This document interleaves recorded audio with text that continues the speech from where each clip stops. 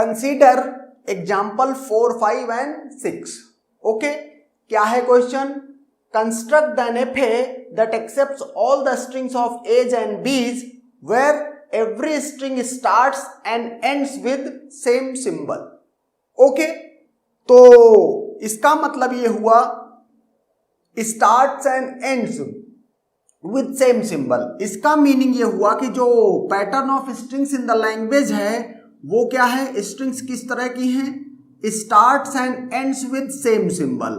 मतलब एक स्ट्रिंग तो इस तरह की होगी कि एक्स क्या है? एक्स है ए और बी की बनी हुई कोई भी string. Okay, all possible strings of as and b's including epsilon. और इसी में ये सिंगल लेंथ केवल ए स्ट्रिंग ये भी होगी कि अगर इसको देखा जाए तो सेम सिंबल से स्टार्टिंग एंड एंडिंग है। दूसरी, चूंकि इनपुट अल्फाबेट में ए और बी की स्ट्रिंग्स हैं इसलिए बी एक्स बी इस टाइप की भी स्ट्रिंग्स होंगी और एक स्ट्रिंग ये भी होगी बी, क्योंकि बी अकेली क्या है? Start and ends with same symbol है। ओके, तो अब हम क्या करेंगे इसके लिए? अच्छा, इसमें जो एक्स है वो भी क्या है? यहां पर ये जो दोनों एक्स हैं ये all possible strings of as and b's हैं इंक्लूडिंग एप्सिलॉन। तो स्मॉलेस्ट लेंथ यहां से ये ए मिल रही है और यहां से ये बी मिल रही है।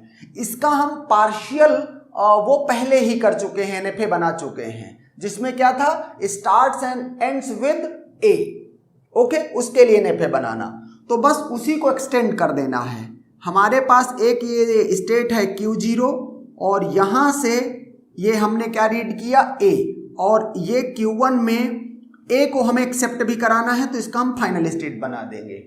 ओके, अब चूंकि बात ये हो रही है कि all possible strings of as and b's, इस तरह की जितनी भी स्ट्रिंग्स हैं, तो इस पैटर्न की अगर बात करें तो इसमें यहां से ये बी का इनपुट देंगे और यहां ये ए का इनपुट देंगे Q2 और ये इस तरह से कर देंगे कि अगर सपोज करो कि यहां पर ए रीड करने के बाद बी का कोई कॉम्बिनेशन आता है और यहां पर क्या देंगे? और ए देंगे और यहां बी देंगे। ओके, तो मीन्स चूंकि ऑल पॉसिबल कॉम्बिनेशन है तो हमें ये करना पड़ेगा। ओके, अभी हमने ये सिर्फ ए एक्स और ए को यहां पर दिखाया है। अब बी के लिए अगर सपोज करो बी स्ट्रिंग आती है तो सिंगल लेंथ की स्ट्रिंग एक्सेप्ट होनी चाहिए, तो ये हमने इसको क्या करा दिया? एक्सेप्ट करा दिया। ओके, अब यही वाला जस्ट इसका मीन्स ट्रांसपोज कर देना है। ओके, मीनिंग यहां ए और यहां बी। ओके, और यहां ये Q4, यहां जहां बी है वहां क्या कर देना है? ए कर देना है, और जहां ए है वहां बी कर देना है। ओके, तो ये इस तरह से अब जो ये एक तरह का ये हमने क्या बना दिया है? ये हमने DFA बना दिया है। लेकिन मैंने बताया है ऑब्जर्वेशन में कि by default every DFA is NFA। Okay, and therefore this is NFA2, इसको NFA भी बोलेंगे। ओके, तो ये है हमारे क्वेश्चन 4 का answer. Now come to question number 5। Construct the NFA that accepts all the strings of A's and B's where every string starts and ends with different symbol। Okay, अभी same symbol था, अब different symbol की बात कर रहा है।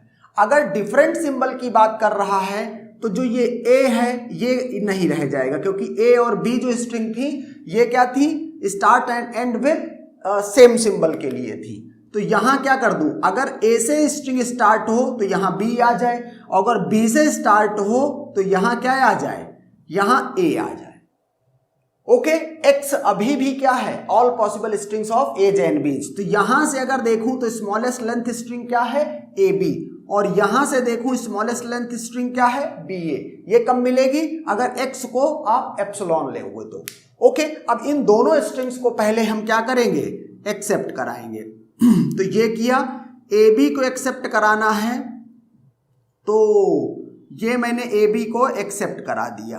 Okay, अब अगर बी ए को एक्सेप्ट कराना है तो स्टार्ट स्टेट से ही चलेंगे। ओके, ये Q3 बना दिया और ये ए, इसको भी एक्सेप्ट करा दिया। स्मॉलेस्ट लेंथ की, लेकिन क्वेश्चन है all possible strings of as and B's such that the condition is every string starts and ends with different symbol. तो ओके, तो अब हमें स्टार्ट ए से हो एंड बी से हो, बाकी हमें क्या करना है, यहां पर x क्या है, a और b की ऑल पॉसिबल स्ट्रिंग्स, तो यहां a और b कर दें और यहां पे भी क्या कर दें, a और b कर दें। अब देख रहे हैं अगर ये DFA होता तो हम ये काम ना कर पाते, जैसे Q1 स्टेट पर हमने A और B का ट्रांजिशन दिया है और Q1 पर ही B का ट्रांजिशन ये ब्लैक वाला दिया है, तो B के 2 ट्रांजिशन हो गए, जबकि DFA होता तो एक स्टेट पर B के 2 ट्रांजिशन पॉसिबल नहीं थे।